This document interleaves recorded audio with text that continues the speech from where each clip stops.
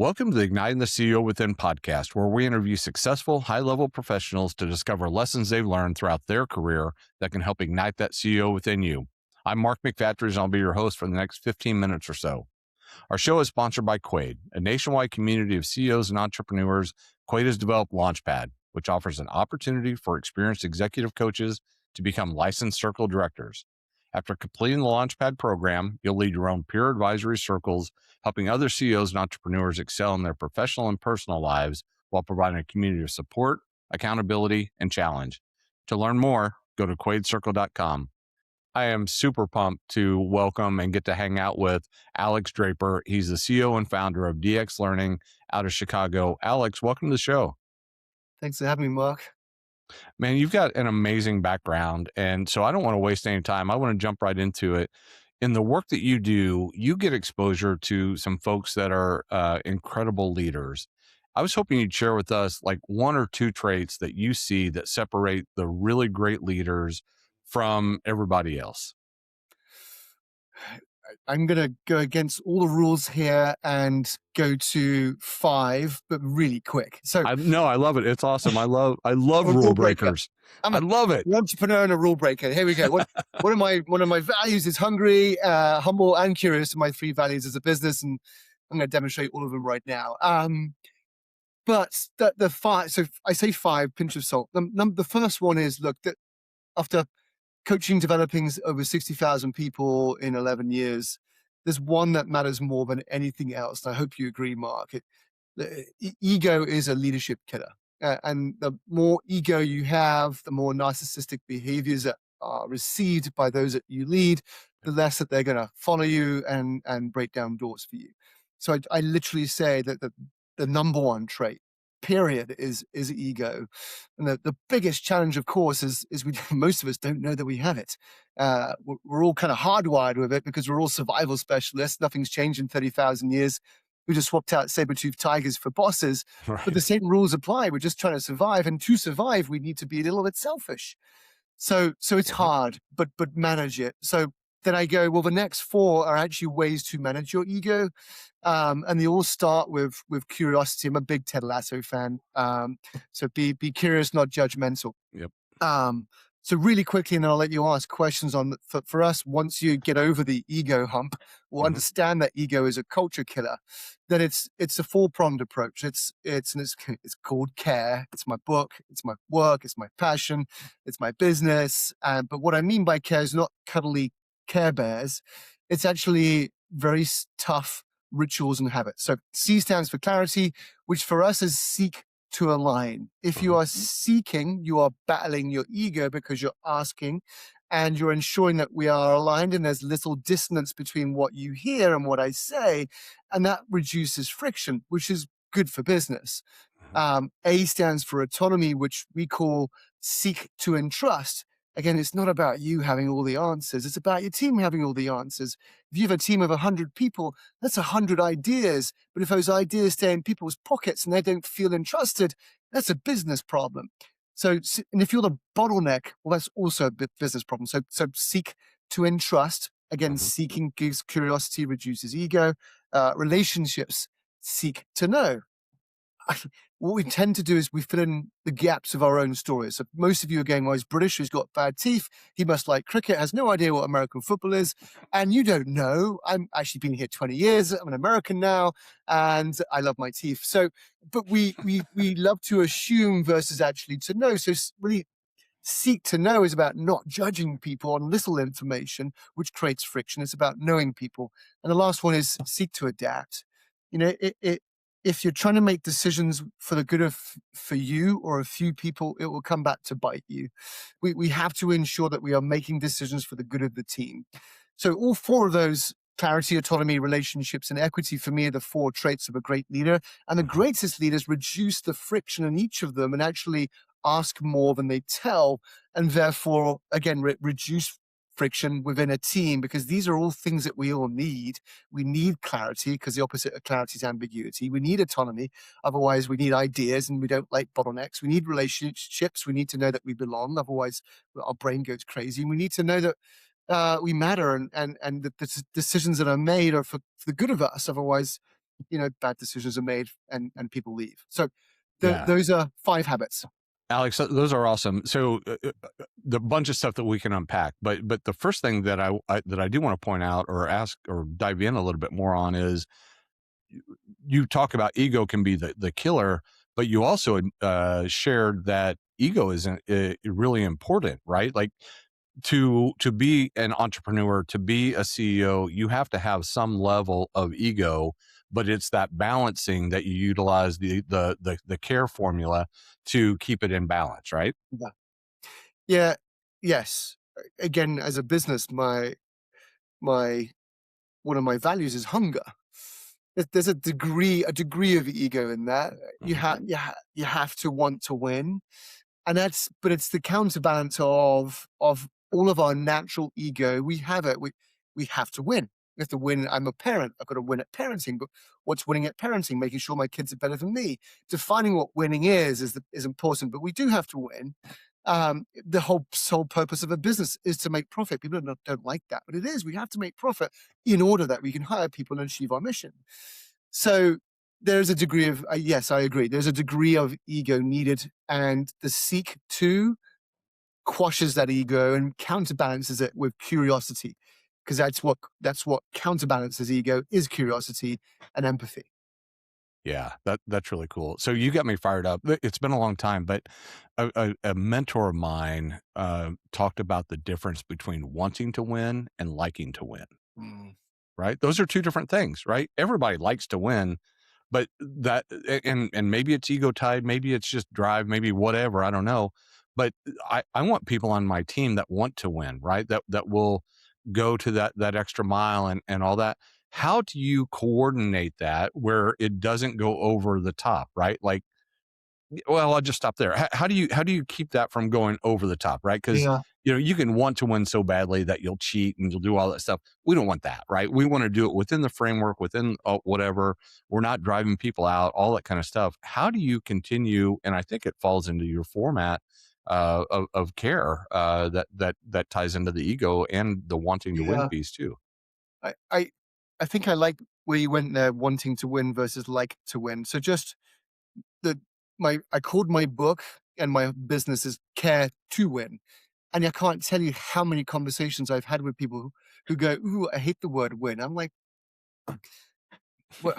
What is it? What's so to hate about win? Tell me more about this." Right? Right. So there's because I just think we have done a horrible job of that triggers things in people, because of course to be on the receiving end of someone who wants to win and likes to win and there's no counterbalance of empathy and curiosity is probably horrific. But I need people to understand that there is winning and losing. I'm a former rugby player. I'm an entrepreneur. I've that there is unfortunately winning and losing. There is no losing because it's about what you learn from losing. But I think to answer your question, it's the growth mindset, and the challenge that we have is unless we define what winning is, clarity, then we get to some ugly behaviors. So winning for me as a parent is leaving my kids will be better than me. Mhm. That's it. My my winning for me as a business is growing at 20% every year.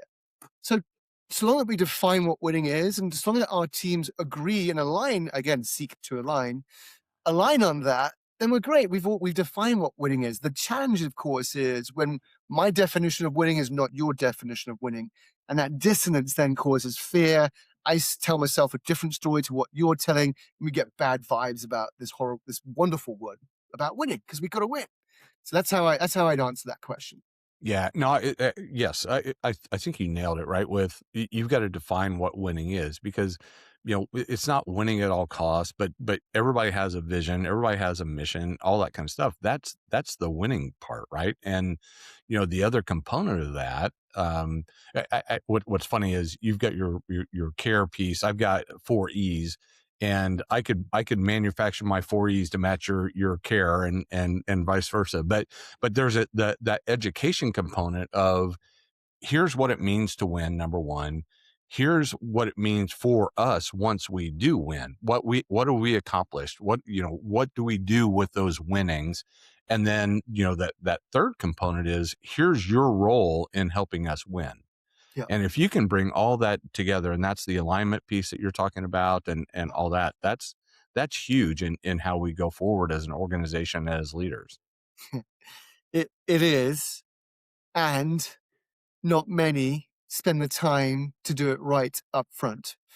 And I think that is our biggest issue, and the problem that the problem that we try to solve as a business is what we think is clarity or what we think is alignment is actually not. And we go, well, why, Alex? Well, because we are saddled and hardwired with biases and assumptions that tell us as leaders that we got it, we're aligned, and tell our team that nope, we ain't got it. And a really simple exercise to remind us of how simple this is. Mark, imagine and visualize a ruler. You got it? Yep. Is Is it it? in centimeters or inches? Because Yeah. Actually, it's King Charles II. So okay. you're we, but it's there we go. Ruler versus ruler happens nearly every conversation we have with your wife, with your kids, with your husband, with your partner, with your team. We tend to leave conversations ruler versus ruler. I think I understand what you said. I'm not going to say anything, so don't dare say anything. And I go off in one direction, like the person goes off in the other direction. We come back together, like, what the? Why? No, not. It's the unintentional consequences of not managing our brain, so this is called the illusion of agreement bias. Our brain is designed to do the things the quickest and easiest way, which would tend to be good for you, ego, not good for your team, selflessness. So the challenge, of course, of all of this is you can talk a good talk all day about clarity, autonomy, relationships, and equity, or the 4 E's, or read one of Simon Sinek's books. Everything's wonderful, Mhm. but the practice of it in a team of human beings is really, really hard because we're all saddled with these biases, and we have to get over these biases in order to actually reduce friction and build a high performing team. So I agree, and I also say it's really hard in practice. Yeah. So one of the things, and as we start to wrap up here, you said, a lot of people don't think about this as they're starting and building. How do you go about that? How do you have that foresight when you're an entrepreneur? You started something in the proverbial garage, and you don't know where it's going to go, right? Like it could be great, it could be a lifestyle business, it could be whatever, but now all of a sudden it's starting to grow. How do you start to ensure that those properties exist from as close to day one as possible? You do it. You literally do it. Yeah. There's a wonderful book, apart from my book, which is I hate, by the way. Everyone buy my book. I don't care if you read it or not. Just buy it. Makes my kids richer. Um, there's a wonderful book by Patrick Lencioni called The Advantage, and he prescribes how the questions you need to answer in order to get the clarity about your business. And the earlier, it's fascinating. We got 3 values now, and we're 11 years old. Those values are actually not the same 5 values that I created when we were 2 years old. Hmm. But what got me from 2 years old to 6 years old was that, and then things, of course, changed, and they're changing rapidly now. So we created new values a couple of years ago because what got us here won't get us there. All I will say is the more time, intentional time you spend on articulating and creating clarity about your culture and what winning looks like in terms of mission, values, in terms of your 3 year, your 10 year, in terms of how you expect people to be treated, what you're willing to tolerate, what you're not willing to tolerate. The sooner that you put that on a piece of paper and hold yourself and hold your team accountable, the stronger your business will be in the long run, because you're no longer fighting some of the dissonance and friction that arises when people are going in different directions, and that we're just mopping up messes, which the research says we spend 60% of our time mopping up messes. So get ahead of the game, spend the time on it, time on it now versus having to mop up messes in a couple of years' time. The earlier you get the rituals and habits of a high performing culture into your team, no matter how small you are, if you do it now, you'll be so much better later on. I love it. Yeah, that's amazing. All right, Alex, I'm gonna flip it on you a little bit. Think back to 21-year-old Alex. What is one thing you wish that he knew that you've learned over these years? Oh God. Uh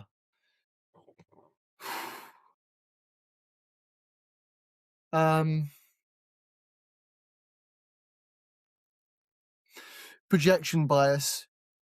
Hmm. It's taking me. I'm 48 this year. It's taking me up to the last couple of years to truly understand that the lens to which I see the world, and which is based upon my parenting, my brothers and sisters, my first school, my friends growing up, it all created Alex, who I am, what I value, how I behave, and how I see the world. So I'll go back to clarity and autonomy. Uh, I am an entrepreneur. Uh, we're not all the same. I have a low preference for clarity. I don't need much clarity in order for my brain to spark up and just get shit done. Mhm. Um, I give a lot of autonomy, so I have a very low crave for autonomy. I give a lot of it. I let people figure it out. I give trust probably too quickly. What it feels like to be on the receiving end of that, of course, is things a little chaotic, not much clarity, lots of autonomy. You're asking me to figure things out, Alex, but what are you asking me to figure out? And people don't dare, because I'm a CEO and entrepreneur, and they don't dare ask and challenge me. They just go, "I'll figure it out," but it hurts them. I learned. I thought everyone was like me. I thought everyone didn't like clarity. I thought everyone wanted lots of autonomy. I thought everyone didn't have time for relationships, because I never had time, and my dad didn't have time for me, so I don't have time. And I thought everyone was the same, which is that equity. And I learned only recently that that's not the case. So just don't project your preferences on others. Again, I'll go back to Ted Lasso. Always be curious, not judgmental.